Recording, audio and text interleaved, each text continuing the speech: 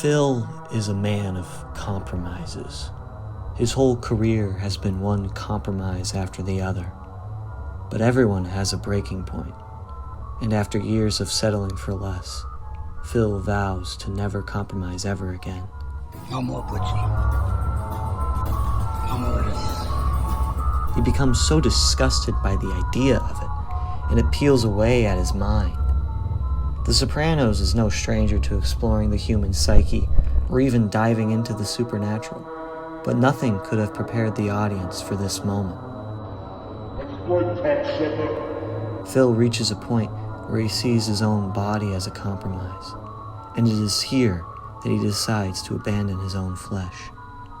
It is in his metamorphosis that the Sopranos crosses the threshold into the great unknown.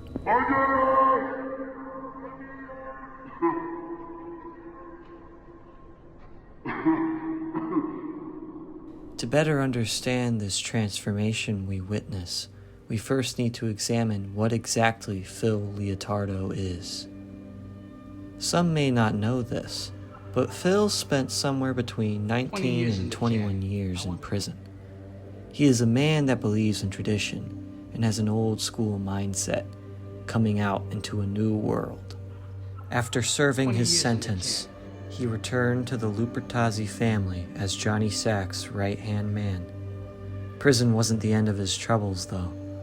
On a night out in the city, his 47-year-old brother, Billy, was shot and killed by Tony Blendetto, an animal. Billy was just a little kid, and Phil was out for blood. Tony Soprano initially protects Blendetto, but when Phil's wrath becomes an inevitability, Tony decides to put Tony out of his misery to avoid a slow and painful death by the hands of Phil. This became a common pattern for many of Phil's problems. Time and time again, Phil can't get any satisfaction. I was here, it's a joke. When it's revealed that Vito was at a gay club as a joke, Phil feels betrayed by him. He loved Vito like a brother-in-law.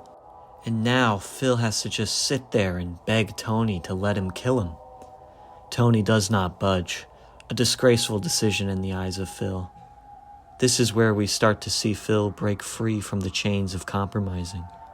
He tracks down Vito and soaks in the violence. But the case of Vito is part of something much bigger.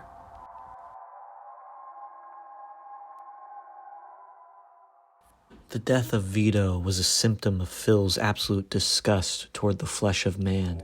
Many such cases of Phil's hatred of man's vessel can be found throughout his time in the show. The New Jersey family is referred to as pygmies in a pejorative manner. Phil is appalled by the sight of tears running down the face of John Sacramone. He essentially disowns John after this, and who knows, maybe he even played a role in his death. But one of the most telling examples is found during the wake of a cocksucker who married Phil's cousin.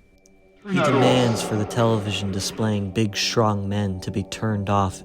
He is absolutely insulted by their physique. The body has too many limits. Phil's body is getting too old. Phil can no longer allow himself to be compromised by human limits. Phil begins his chrysalis with his asbestos operation. Disease and death must spread in order to fulfill the ritual process. Tony Soprano is blind to all of this, unaware of the true nature of Phil's machinations. Tony escapes to Las Vegas and has a spiritual awakening. When he recalls the experience to Dr. Melfi, he realizes that mothers are buses. This may seem like an insightful metaphor to describe motherhood, but there is another side to this.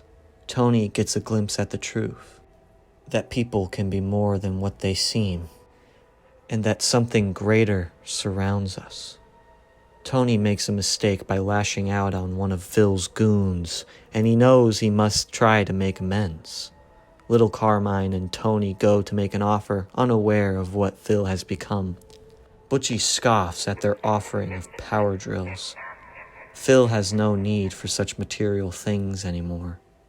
When they are cast out, Tony and little Carmine are met with the full glory of Phil's new form. Uncle Philly.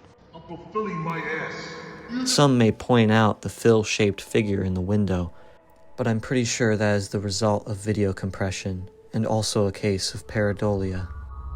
Phil may seem victorious here, successfully abandoning the human vessel to never compromise ever again. But he has just returned to the same place he was originally. 20 years in the can. Time is a flat circle. Phil has now become his own prison. He has now taken the form of the very walls that trapped him, only now putting up a facade as a quaint little house. And this is nothing like his 20 years in the can. Phil has doomed himself to an eternity of isolation, becoming a god of his own lonesome existence.